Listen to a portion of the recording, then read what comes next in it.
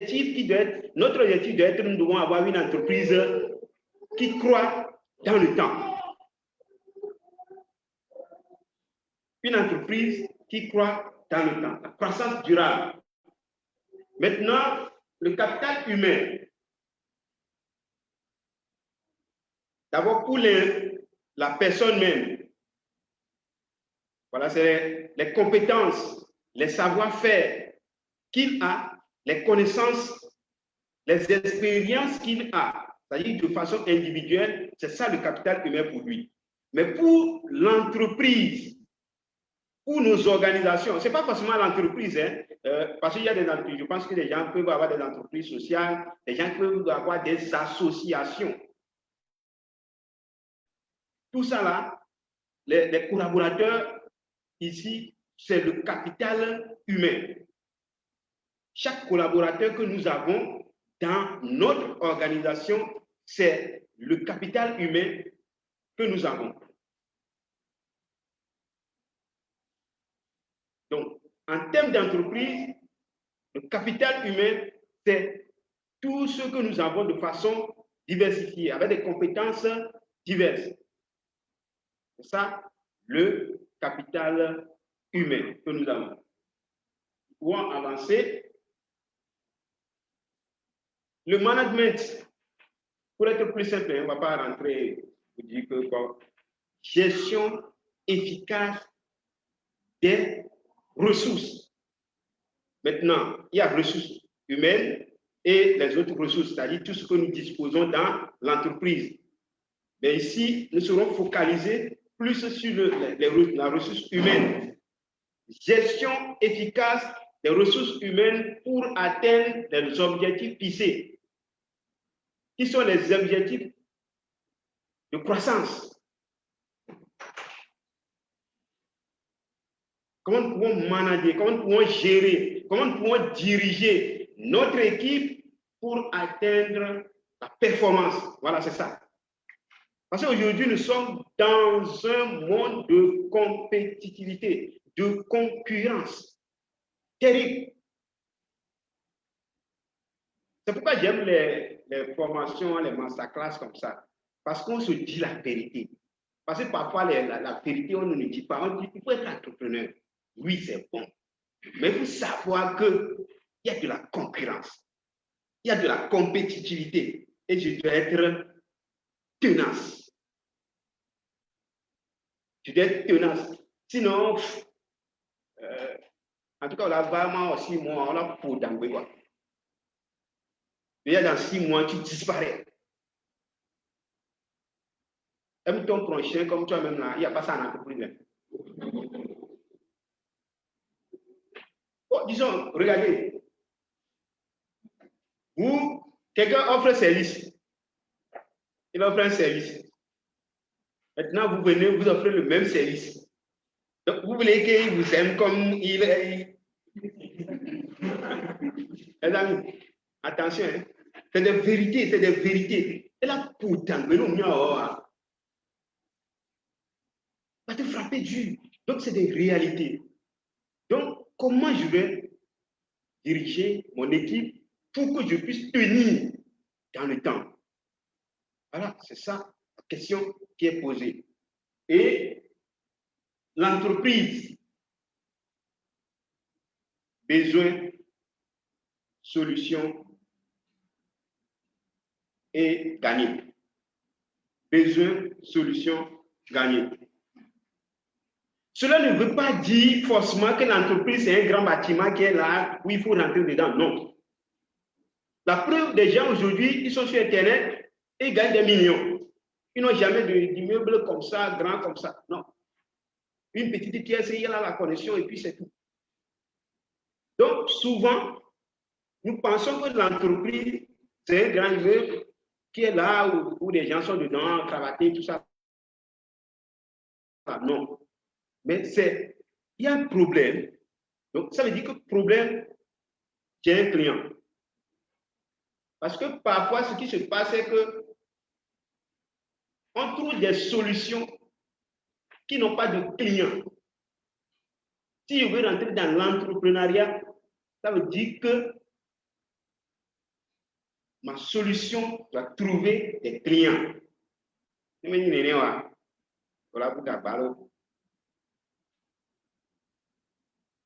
Donc, nos entreprises, il faut des clients pour pouvoir avancer. Pourquoi nous devons travailler en équipe? Déjà, tout ce que nous avons dit nous permet un peu de savoir ça.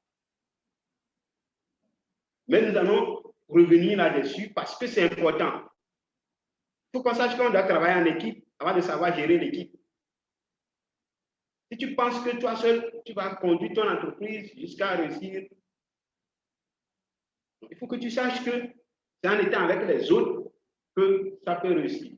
Donc, nous allons suivre quelques secondes la vidéo. Donc, vous allez cliquer un peu à gauche. Il y a la vidéo. Non, il faut monter. Voilà. Donc, il peut cliquer. OK.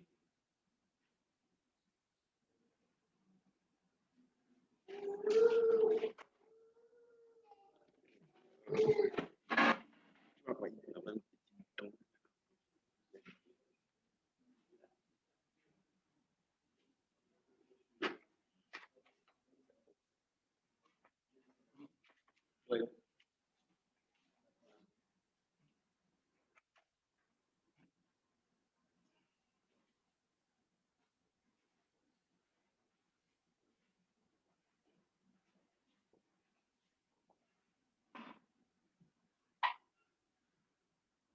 Tu vois ta keyword.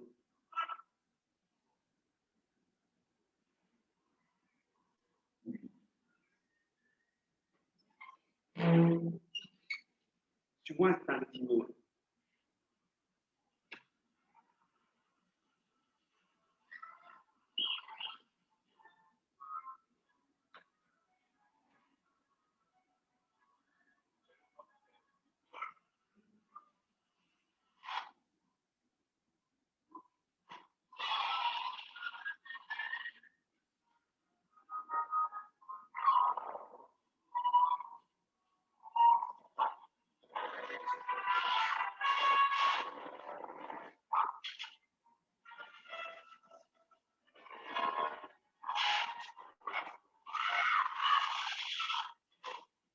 Voilà, c'est bon. On y va.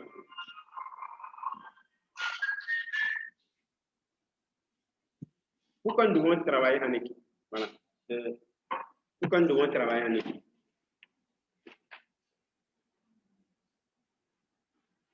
Voilà. Allez, voilà. Allez, voilà. Pourquoi nous devons travailler en équipe? Parce que c'est important qu'on sache que c'est important de travailler en équipe.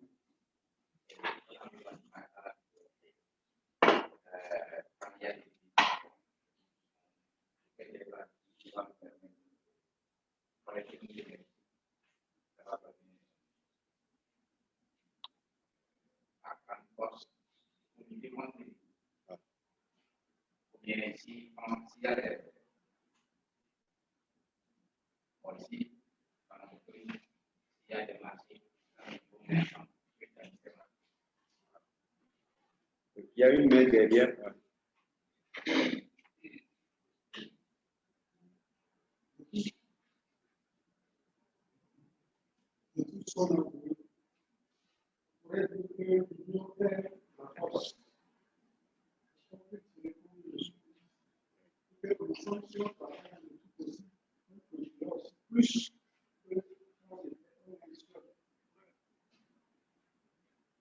Exactement. En tout cas, il n'y a plus de commentaires. Si vous voyez bien, si il était seul, si ils étaient seuls, il allait disparaître. Mais comme ils sont en équipe, et là, vous allez voir qu'il y a toujours un manager, il y a toujours un leader qui fait un signe. Vous dites, il y a un danger. On se réunit vite pour faire face à ce danger. C'est très, très important. Oui.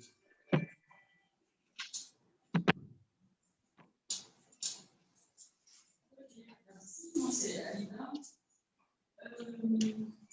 Je me sens que c'est comme un jeu, ça s'entourer de bonnes personnes parce que pour moi, ce sont les animaux parfois en fait. Quand on a un regard sur ce qui se passe dans la société, ce sont pourtant des cinémas et des personnes qui sont sensibilisées parce que quand j'entends les enfants parler, il faut travailler en équipe. Mais c'est pas évident en fait. Dans cette équipe, il y a une personne qui leur donc, travailler en équipe, c'est quelque chose comme ça. Donc, ça va. Bon, ajoutez. Travailler, oui, on peut. Non, on travaille même avec les membres de notre famille. Ouais. Mais ces mêmes personnes-là vont échouer. Je vous comprends parfaitement. C'est pour ça que je disais que les massacres, là, les séminaires, là, c'est intéressant parce que les réalités sortent, les vérités sortent. Voilà, il y a une main, donc on va l'écouter avant que je n'intervienne.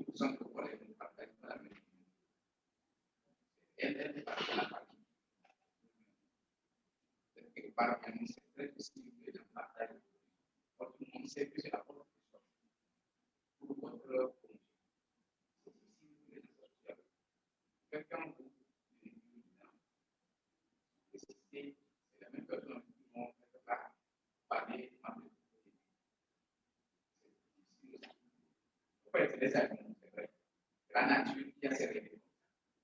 Étant donné que nous avons mon intelligence, si nous comportons, ok, la nature est travaillant. Ok. Ici. Je voulais ajouter la sécurité. Et c'est pour dire qu'il faut s'entourer des bonnes personnes. Et vous en avez même ici. Si j'ai dit, c'est pas dans ce sens-là. S'entourer des bonnes personnes, pas travailler avec l'équipe, mais avec des bonnes personnes qui épousent vraiment votre vision. Oui, en fait, moi je suis dans une logique où on peut s'entourer de bonnes personnes. Moi, chez moi, en Californie, on dit que l'eau est là, ouais, quoi. On va commencer. Et c'est parce que je veux bien comprendre. Même moi, j'ai aimé. L'homme est un roi. Ça ne veut pas dire que vous n'avez pas la même vision. Vous pouvez avoir la même vision. C'est-à-dire que tous ceux sur quoi vous voulez travailler, partager la même chose. Mais après, ça ne marche pas. J'en parle parce que j'ai été en fait de ça. Et puis quand on voit les gens qui sont, ces personnes qui sont riches, voilà, ces gens, quand on dit équipe, peut-être ces deux personnes, ils ont été avec pas plus que ça. Ok. Est-ce qu'on peut évoluer? Bon, on lui donne la chance d'intervenir puis on évolue.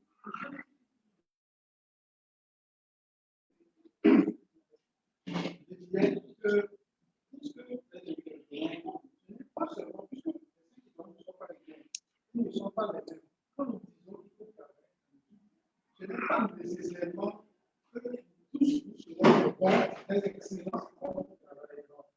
Ce que nous devons voir, bien sûr, sont nos animaux, c'est ce que nous vivons, on a essayé de traduire dans ce sens. Pourquoi il y a un leader? Ce leader essaie de motiver les autres. Il y a quelqu'un qui doit être devant et qui essaie d'amener les autres à comprendre cette réalité. Si ce n'est pas ça, on ne peut pas avancer.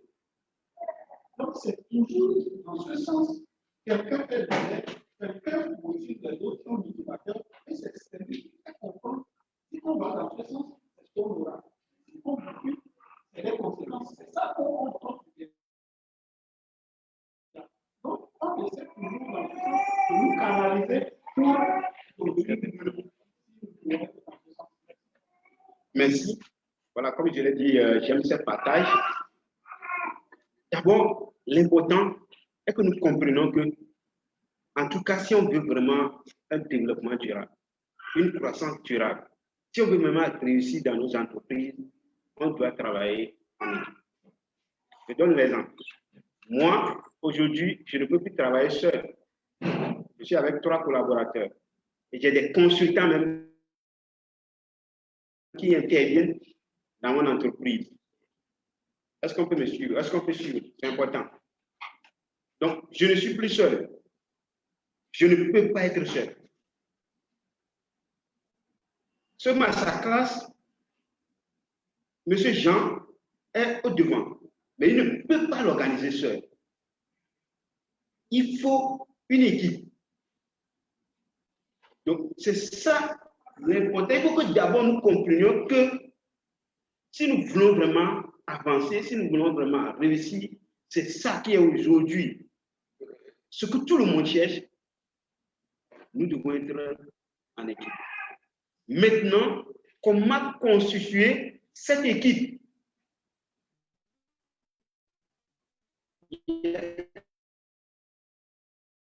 Il y a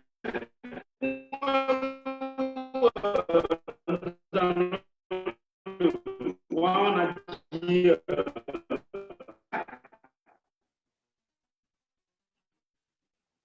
donner du sens au travail. Donc, nous sommes déjà sur ce point, donc je vais profiter pour aller déjà là-bas. Donner du sens au travail, c'est-à-dire que la gestion d'un capital humain productif et compétitif. Pour que le capital humain que nous avons soit productif, c'est-à-dire que soit une équipe qui s'acharne, soit une équipe de l'avancement de l'entreprise. Et c'est un principe qu'il faut respecter. Et là, donner du sens au travail. Là, ça veut dire que ici, il ne faut pas que nous soyons souvent basés sur l'argent avec les collaborateurs. Ici, quand je parle de collaborateurs, ça peut être des employés, ça peut être des associés. Oui, donc ça peut être des employés, ça peut être des associés. Donc, il ne faut pas qu'on se base seulement sur l'argent. Mais il faut qu'on fasse comprendre à la personne qu'en agissant, il y a un intérêt supérieur à l'argent qu'il va gagner dans ce qu'il est en train de faire. Vous voyez? Voilà. On peut inviter quelqu'un. Moi, j'ai été invité à des formations gratuites. J'y participe. Pourquoi? Il n'y a pas d'argent. Moi, je suis un entrepreneur. Je veux de l'argent. Je veux faire aussi la vie. Mais pourquoi je ne participe pas à des formations gratuites? Parce que je sais qu'il y a un intérêt derrière cela. Donc, nous devons faire comprendre à nos collaborateurs que lorsqu'ils agissent, il y a quelque chose de supérieur. Par exemple, les amis, ce que nous sommes en train de faire, nous sommes en train de semer quelque chose de grand. Nous sommes en train de laisser notre nom et nous devons se battre pour laisser notre nom. Quand tu lui dis que ça résonne dans sa tête et qu'il comprend très bien qu'il est en train de laisser son nom, ce n'est pas seulement l'argent qu'il gagne, mais il laisse son nom. Il est en train de laisser de l'empreinte. Oui, les amis, ce que nous sommes en train de faire, nous le faisons simplement comme ça. Mais c'est comme ça que Mandela avait fait. C'est comme ça que Martin Luther King avait fait. C'est comme ça que Dangote avait fait. C'est comme ça que Bill Gates avait fait. Lorsque tu es en train de dire ça à la personne, il comprend qu'il n'agit pas seulement pour l'argent, mais il agit pour un intérêt supérieur. L'argent, ça vient. Tout le monde aime l'argent. Ouais. En tout cas, si quelqu'un n'aime pas l'argent, moi, je ne sais pas. Moi, j'aime l'argent. Ah oui? Donc, mais il faut faire comprendre à votre collaborateur qu'il y a un intérêt supérieur. Et là aussi, il faut que vous savez choisir vos collaborateurs. Oui, il faut savoir choisir les collaborateurs. Et vous avez donné l'exemple de famille. Vous avez donné l'exemple de famille. L'exemple de famille, il y a souvent, j'écoute des entreprises en Europe qui sont des entreprises familiales, tout ça là. Mais les entreprises familiales en Afrique, il y a quelques difficultés à ce que ça réussisse.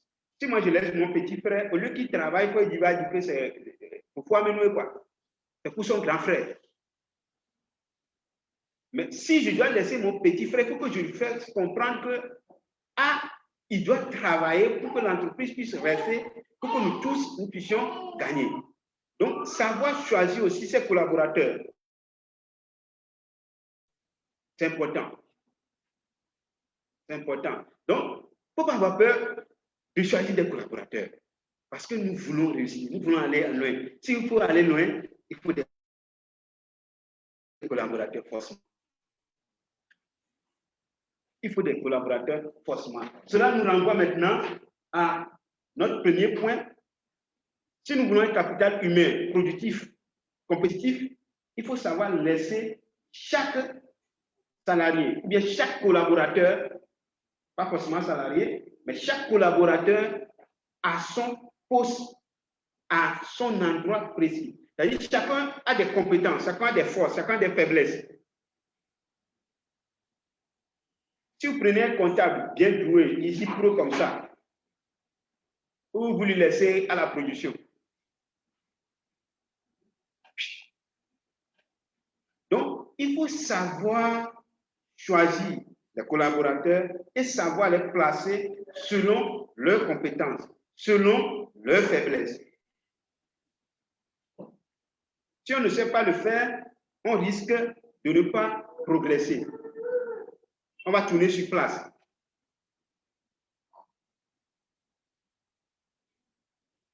Valoriser les compétences de chacun. Souvent, on peine à dire merci à son collaborateur. Même nos frères ici à la maison. Au lieu que notre frère nous fasse ceci. Oh, petit frère, merci. Il faut qu'on valorise la personne. Ça fait participer aussi à son développement. Parce que il a de la valeur, il agit quoi. Il est fier et il avance. Vous êtes marié, vous voulez sortir. Votre femme vous dit, chérie, ce que tu as porté là, ce n'est pas bien marié avec ça là. Et tu as changé. Il faut dire merci. En fait, c'est des choses simples comme ça. On pense que on va aller chercher quelque chose de grand ailleurs. Non. Il faut lui dire merci. J'ai apprécié comment vous avez travaillé aujourd'hui. Ça a été dur, mais vous avez foncé. Je vous remercie. Et je pense qu'on va bien réussir. Et nous allons y arriver, quel que soit tout. Vous savez qu'on est plein et dire Dieu quoi. Et soirée, la fumba kaba quoi. Et la bâtiment au doigt quoi. Prenez et votre kazando, kova, et tout ce qu'il a fait qui n'est pas bon, c'est ça que tu as trouvé pour dire. Il va t'inciter seulement hier pour tout ce qu'on a fait là. Voilà. Il faut que nous sachions valoriser nos collaborateurs. Lorsqu'on valorise le collaborateur, il est fier et il s'engage encore plus. Parce que c'est l'engagement qui permet le développement de l'entreprise. Voilà, composer des équipes complémentaires, comme nous le savons déjà. Si je veux 3 collaborateurs, je veux qui pour mon entreprise. Il ne faut pas que je prenne celui-ci parce que moi, lui, souvent on est ensemble, il faut qu'il vienne travailler chez moi. Non. Est-ce que j'ai vraiment besoin de lui? Est-ce que j'ai besoin de comptable? Est-ce que j'ai besoin de celui-ci? D'un gestionnaire? Est-ce que j'ai besoin d'un marketeur? Il faut que je compose une équipe complémentaire. Il ne faut pas prendre une équipe où il y a peut-être 3 marketeurs. Souvent, il y a des erreurs là, des petites erreurs que nous faisons dans nos entreprises qui font que l'entreprise n'avance pas. Il faut vraiment de la complémentarité dans l'entreprise pour qu'on puisse vraiment avancer. Nous avons déjà parlé de donner du sens au travail. Voilà, il faut challenger les collaborateurs.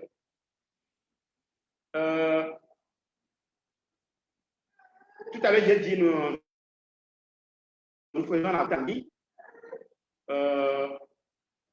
Notre entreprise, c'est KAG, comme l'a appelé le groupe. Sur le plan de vente en ligne, nous n'avons pas encore vraiment évolué, mais nous travaillons ça fait depuis 2015 avec une entreprise de vente en ligne au Togo, e-vendeur. Seulement, nous sommes les parrains au niveau de l'entreprise. Il y a ce challenge-là, c'est-à-dire que dans cette semaine, celui qui vend plus de 100 000, il a tel surplus. Vous allez voir que plus de 5 personnes vendent 100 000. Je ne comprends pas. Mais quand on ne fait pas de challenge, vous allez voir que peut-être c'est une vente, 2 ventes, voilà, ça n'atteint même pas 100 000. Mais quand on met challenge, tout à l'heure, cette fin d'année, on a dit celui qui va vendre celui qui va lancer plus de 25 commandes aura un écran plat. 2 personnes ont déjà plus de 25 commandes, alors qu'on n'est pas encore à bien fait. Donc, parfois, le challenge dans l'entreprise, parfois, le cahier de charge dans l'entreprise permet à la personne de dire il faut que j'avance. La vie même, c'est ça, quoi. Lorsque on est poursuivi par un petit chien, on court comme ça. Mais lorsqu'on est poursuivi par un gros chien, je dis un gros chien qui aboie beau, la manière de courir, c'est différent. C'est vraiment, vraiment différent. Donc, c'est pourquoi il faut du challenge dans l'entreprise pour pouvoir vraiment avancer. Tirer profit des défauts des collaborateurs. Comme je l'ai dit tout à l'heure, il ne faut pas qu'on se focalise surtout sur les défauts pour insulter le collaborateur. Si nous voyons que, par exemple, un collaborateur qui est imprudent dans l'entreprise, on voit que celui-là est imprudent, on peut profiter de lui pour prendre des décisions qui sont à un degré maximum de sincérité. C'est-à-dire que avant qu'il ne fasse l'erreur, ce serait difficile. On sait que lui là, il est imprudent. Quand il va chez le client, il peut dire ceci, il peut dire ceci.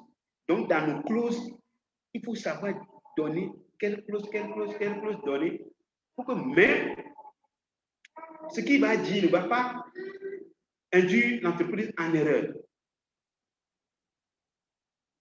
Profitez toujours de l'erreur de nos collaborateurs. Créer un environnement de travail épanouissant, oui, de façon physique, de façon émotionnelle, de façon relationnelle. Vous êtes manager et vous venez, c'est vous qui allez demander à l'autre qu'est-ce que l'autre a fait. Vous dites mal, vous parlez mal de l'autre chez celui-ci, et après vous retournez, vous parlez mal de l'autre chez celui-ci. De façon relationnelle, vous ne pas une équipe qui peut être productif. Parce que lorsque l'autre va attendre que vous avez parlé mal de lui chez l'autre, l'équipe, il y aura de fissures. Il y aura de fissures. Donc, il faut savoir parler.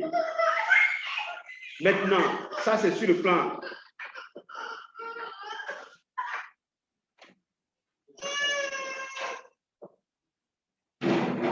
Non, c'est un entrepreneur.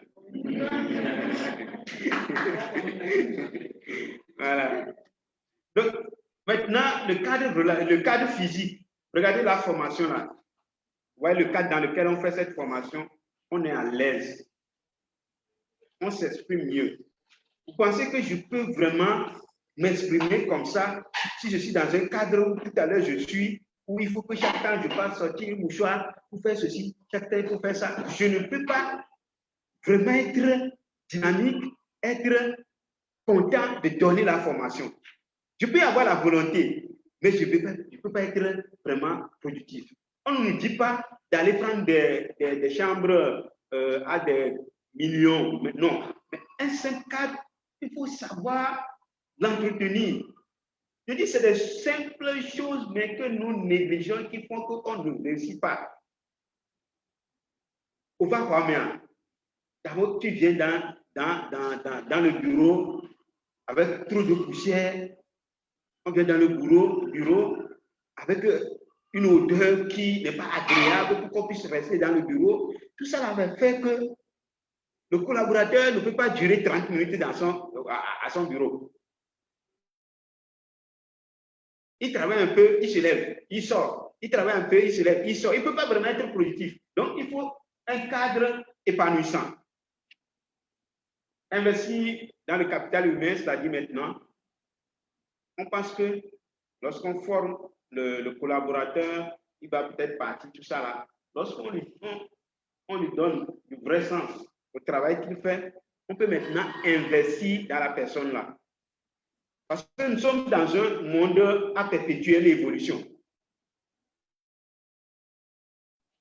Un monde à perpétuelle évolution où il faut qu'on s'adapte à l'évolution. Donc, il faut former votre capital humain. En tant que coach, vous m'invitez, vous me donnez une cahier de charge à ce que moi, je puisse donner motivation à vos clients pour que vos clients, à chaque semaine, ils puissent faire telle vente, tel chiffre d'affaires. Quand moi, je viens, je sais que mon cahier de charge, c'est ça. Je trouverai les mots pour dire à ces clients, à ces éléments de travailler plus fort, de travailler de façon dynamique. Il faut investir dans son capital humain. Lorsqu'on n'investit pas dans son capital humain, il ne serait pas vraiment productif. Oui. Voilà. On avait déjà dit au début, en tant que manager, nous devons avoir certaines attitudes. On dit que notre attitude détermine notre altitude.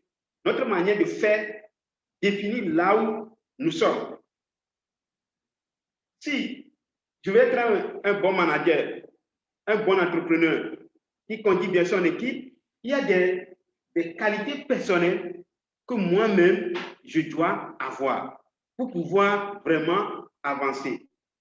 Donc, nous le savons, mais on ne cesserait de le dire, c'est important de le répéter, avoir une vision, un but, un chemin.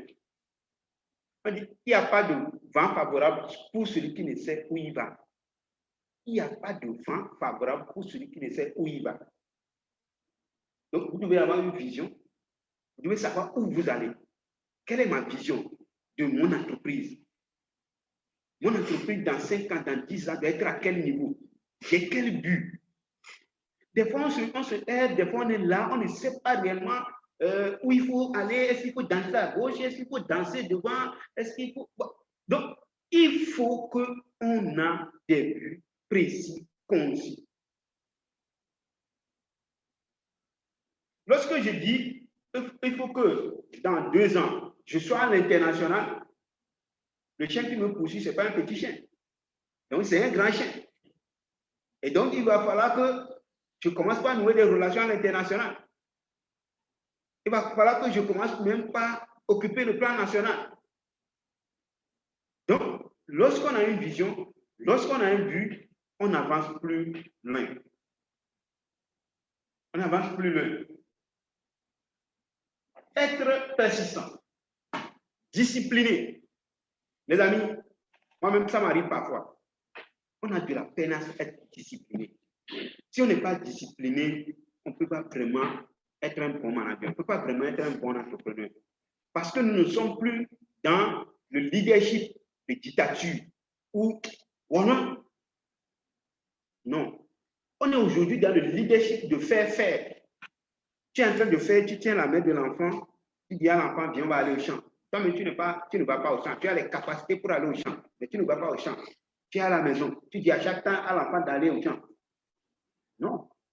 Il faut prendre la main de l'enfant. Viens, on va aller au champ. Donc, nous, en tant que manager, nous, en tant que leader, il faut qu'on soit discipliné, il faut qu'on soit persistant pour pouvoir atteindre nos objectifs, pour pouvoir bien conduire notre équipe. Sinon, si celui que nous avons n'est pas plus de motivation que nous, notre entreprise, ça va rester là-bas, ça va stagner. Même si parfois la personne a plus de motivation que nous, le fait que nous qui sommes le leader, nous ne sommes pas vraiment motivés, Ça va lui démotiver aussi. Donc, la discipline. Il ne faut pas qu'on commence aujourd'hui, demain on laisse. Après un mois, on revient là-dessus. Après, on laisse. Après, on revient là-dessus. Non, il faut pas persistant. Il faut endurant. Il faut être endurant. Si on veut vraiment être un bon manager, si on veut vraiment être un bon leader, si on veut vraiment réussir dans l'entrepreneuriat, parce que c'est ça la question. En tout cas, aujourd'hui, on parle d'entrepreneuriat, mais moi, je me dis, nos mamans ont été toujours des entrepreneurs, nos papas ont toujours été des entrepreneurs. Seulement que, comme aujourd'hui, nous parlons de la durabilité, il n'y a pas ça. Ma mère qui m'a mis à l'école jusqu'à j'ai eu une licence là. Elle vendait gari. C'est l'entrepreneuriat. Elle achète manioc chez les gens. Elle fabrique gari. Elle vend. Et c'est de l'argent là. Elle m'a aidé jusqu'à je suis devenu comme ça. Donc, l'entrepreneuriat existe. Mais ce que nous devons ajouter aujourd'hui, c'est la durabilité. Parce qu'elles font ça, après un temps, c'est fini. Il faut que, par exemple, ma mère, arrive à un moment, achète des hectares. Pour qu'elle-même plante des maniocs. Même si les gens ne lui vendent pas de manioc, elle-même, elle va aller dans son champ et déterrer des maniocs pour faire son gari. Parce qu'elle n'a pas de pénurie, parce qu'elle ne trouve pas chez les agriculteurs. Donc, c'est ça ce qui est important aujourd'hui. La discipline. Voilà. Savoir faire de l'échec une réussite. Ça va faire de l'échec une réussite. Nelson Mandela le dit, je ne suis jamais, soit j'apprends, soit je gagne. Je ne suis jamais, soit j'apprends, soit je gagne. Lorsqu'il y a un petit souci dans l'entrepreneuriat, il ne faut pas qu'on abandonne tout de suite. Il faut qu'on se demande qu'est-ce qui n'a pas marché, qu'est-ce qui a marché pour qu'on puisse vraiment avancer. Prendre toujours des risques, on avait déjà dit ça. Et on a ajouté risques calculés. Voilà. Il ne faut pas aller bêtement investir. Mais il faut investir en posant des questions. Voilà. Être toujours en quête de savoir. Lorsque vous êtes un entrepreneur, il faut être à la recherche de l'information. Il faut être à la recherche de la connaissance. Et il faut une connaissance appliquée. C'est pour ça que je dis toujours, je vous remercie d'être là. Parce que vous êtes à la quête de l'information qui va vous permettre d'avancer. Quel que soit tout ce qui se passe, vous avez une transformation aujourd'hui. Vous avez une transformation forcément. Savoir s'adapter aux situations. Voilà. Le jeudi nu, ma secrétaire m'appelle que voilà, sa grand-mère est morte et qu'elle ne peut plus venir au bureau. J'ai appelé une soeur de prendre la clé pour aller me mettre au propre bureau avant que je n'y aille. Viens saper, et puis je vais pour aller rester dans mon bureau. Le bureau est sale, ce n'est pas pareil. Je tourne, je ne trouve pas quelqu'un pour me balayer mon bureau. Sinon, vous, je fais quoi? Je ferme ma porte, j'enlève mon habit, je suis dans le débardeur. J'ai balayé mon bureau propre. Et puis, je prends mon habit, je porte, je ouvre ma porte. Il faut qu'on s'adapte à des situations.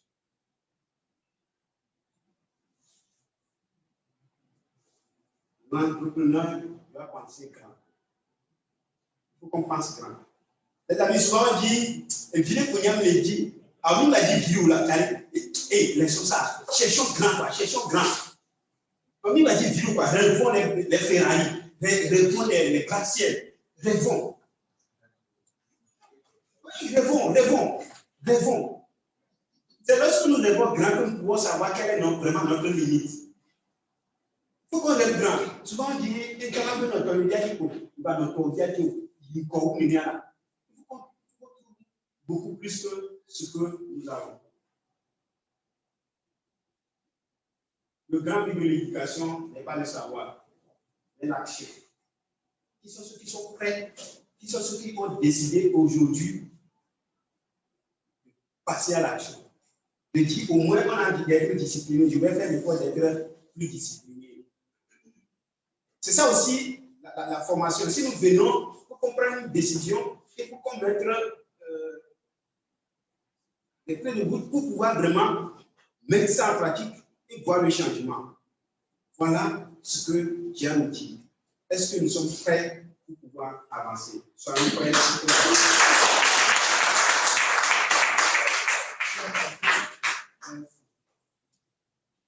Passer à l'action et nous avons vécu des moments de longues actions pour le léonage. Merci beaucoup à M.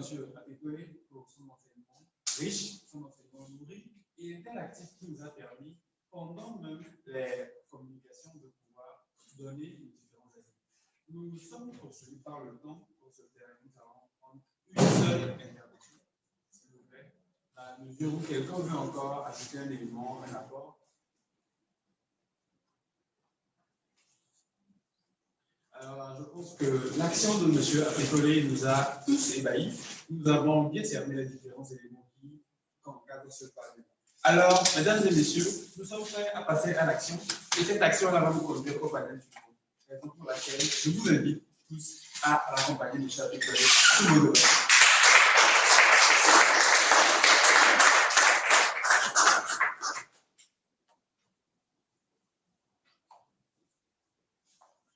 Je rappelle déjà que son livre est disponible avec nous et à la sortie, vous l'aurez en vente. Le livre est à 1000 francs CFA. Nous avons tous le droit de réussir et tout à l'heure, il nous a exhorté à passer à l'action. Passons donc à l'action en commençant par l'achat de ce livre. Je vous remercie. Le dernier panel de ce soir nous amène à la connaissance des différents régimes autour pour développer son entreprise dans les PME, PMI et TPE. Il nous vient du cabinet Latadema, dont il est directeur, comptable agréé de son État et entrepreneur. Mesdames et messieurs, je vous invite à accueillir sous vos